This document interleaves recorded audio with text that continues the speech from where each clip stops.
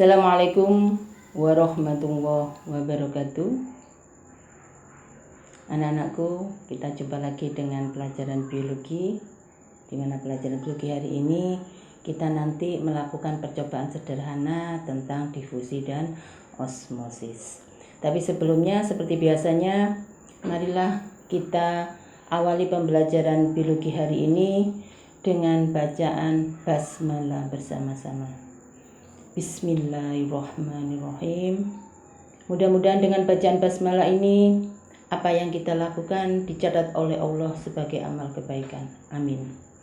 Anak-anakku sekalian, KD yang kita pelajari hari ini adalah 3.2 dan 4.2. Dan tujuan pembelajaran hari ini adalah mengamati fakta pada difusi dan osmosis. Anak-anakku, seperti biasanya kita mengingat kembali pelajaran yang kemarin, yaitu tentang transport membran. Transport membran di sini ada yang pasif, ada yang aktif. Terutama yang pasif, anakku, ada dua ya, terdiri dari difusi, ada istilah osmosis. Masih ingat apa itu difusi? Apa itu osmosis? Ya, saya percaya kalian masih ingat. Berarti difusi adalah pergerakan molekul zat, ya, baik itu zat padat, zat cair maupun gas, dari konsentrasi yang tinggi menuju konsentrasi yang rendah. Itu pengertian difusi. Dan nanti kita praktikum tentang difusi anak-anakku, ya. Dan berikutnya adalah osmosis. Kalian juga masih ingat pasti, ya. Osmosis adalah pergerakan pelarut, dalam hal ini air, ya, dari larutan yang berkonsentrasi rendah, dalam hal ini hipotonik, ya, encer, menuju ke larutan yang hipertonis atau pekat, ya. Dan ini harus melalui selaput semi permeable. Itu osmosis. Nah, untuk itu hari ini kita akan melakukan percobaan difusi dan osmosis.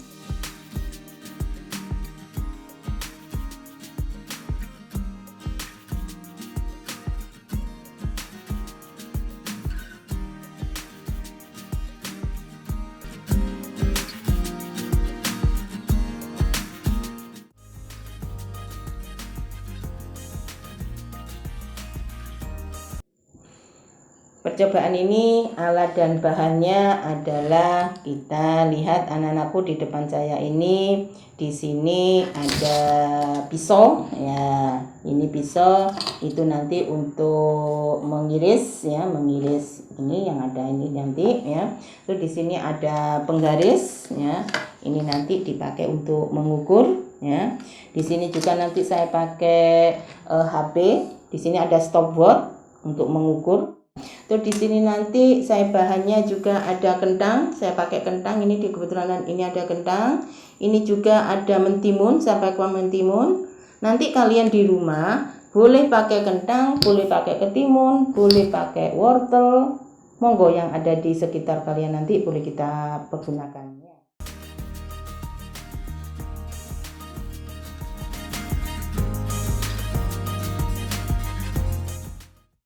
Sekarang, ya, untuk percobaan difusi, ya, prosedurnya ini kita sediakan gelas plastik ini, kita kasih air, ya, kita kasih air, nanti kita tetesi dengan zat pewarna. Ini kebetulan saya tetesi dengan betadine, tapi jangan lupa nanti stopwatchnya sudah disediakan. Ini sudah saya atur di HP, ya. Jadi pada waktu kita netesi zat pewarna nanti, sampai zat pewarna nanti merata menyebar di air, itu berapa waktu yang dibutuhkan. Mungkin masing-masing anak nanti berbeda, nanti itu waktu yang dibutuhkan untuk zat warnanya masing-masing. Monggo nanti laporannya juga datanya berbeda, ya, enggak apa-apa, ya. Sekarang saya mulai dari percobaan difusi, ya. Ini saya buka, ya, kita tetesi. Misalkan ini saya tetesi 5 tetes. Terserah kalian nanti netesi berapa tetes. Ini misalkan saya tetesi 5 tetes, ya. Kita atur dulu, ya. Kita mulai, ya. Bismillah, ya. 1, 2, 3, 4, 5. Oke ya, kita mulai. Ya, apinya, sobotnya kita atur sudah ya. Ini sampai merata. Ini berapa waktu yang diperlukan molekul zat pewarna tadi sampai menyebar di air.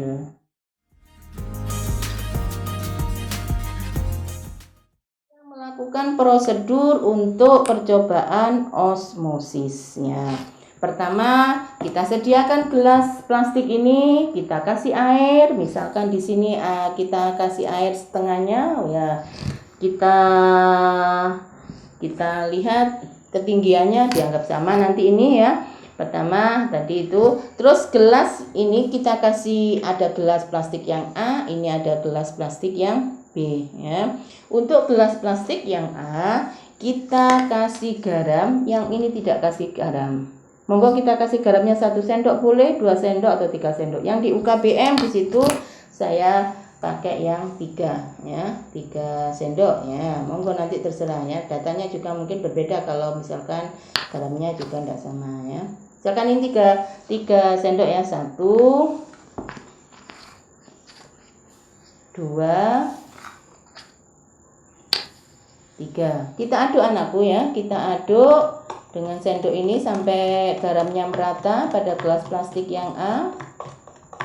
Ya, kalau sudah kita aduk sampai merata, langkah berikutnya adalah ini nanti kalian mengiris bahannya ya, kentangnya atau timunnya atau kalian pakai apa, itu kalian iris dengan ukuran yang sama.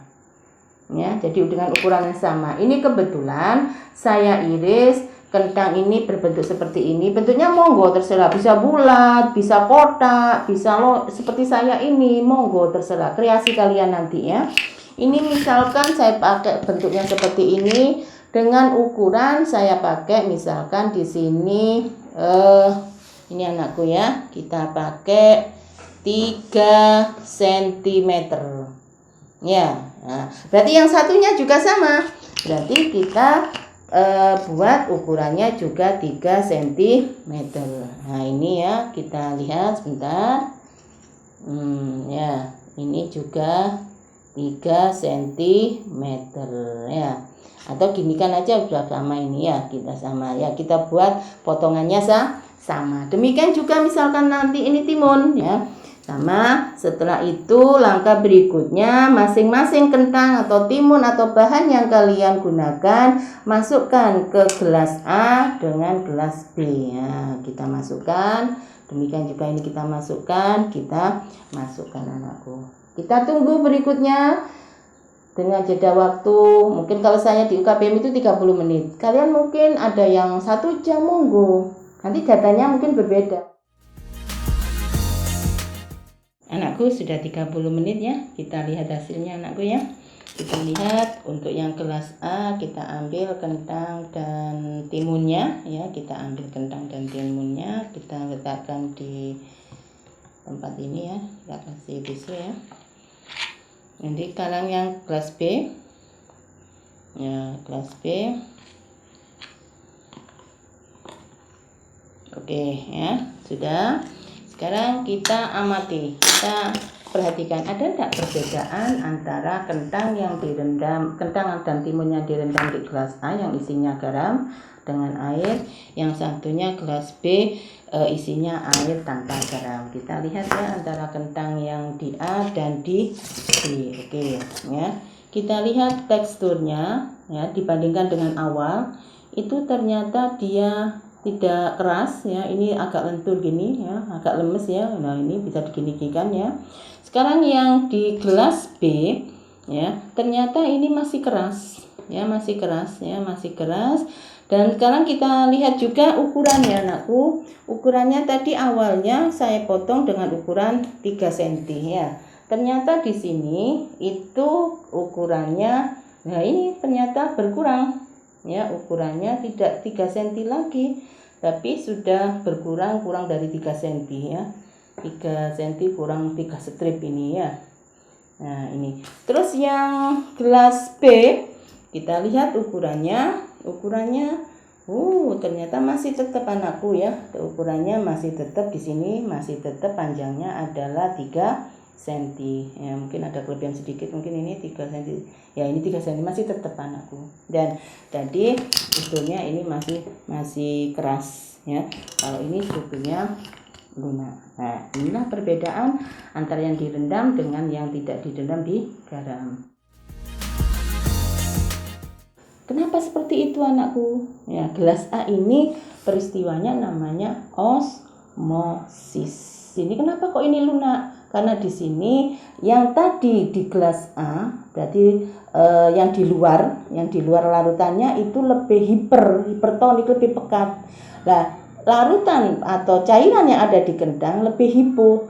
Tadi osmosis itu kan pergerakan molekul pelarut ya, berarti yang encer menuju yang pekat. Nah, ini tadi kenapa ini berkurang ya, panjangnya juga, terus ini juga kok ini cairannya keluar anakku. Kalau yang ini tetap ya tidak lentur, berarti ini masih keras, berarti di situ karena cairan yang ada di luar tidak pekat, jadi di situ airnya tidak keluar. Itulah peristiwa osmosis. Mungkin di kehidupan sehari-hari itu banyak anak-anakku peristiwa osmosisnya. Mungkin itu yang bisa saya sampaikan, tapi sebelum saya akhiri seperti biasanya, kalian nanti membuat laporan percobaan sederhana difusi dan osmosis di rumah kalian masing-masing, dan nanti datanya kalian upload, kalian kirim di KI 4 yaitu penilaian keterampilan pada learning ya. Batas waktunya adalah 1 minggu. Ya, seperti biasanya. Mungkin itu aja anakku yang bisa saya sampaikan. Dan sebelum saya akhiri seperti biasanya, marilah kita baca hamdalah bersama-sama. Alhamdulillahirabbil alamin. Terima kasih kerjasamanya. Saya akhiri. Wassalamualaikum warahmatullahi wabarakatuh.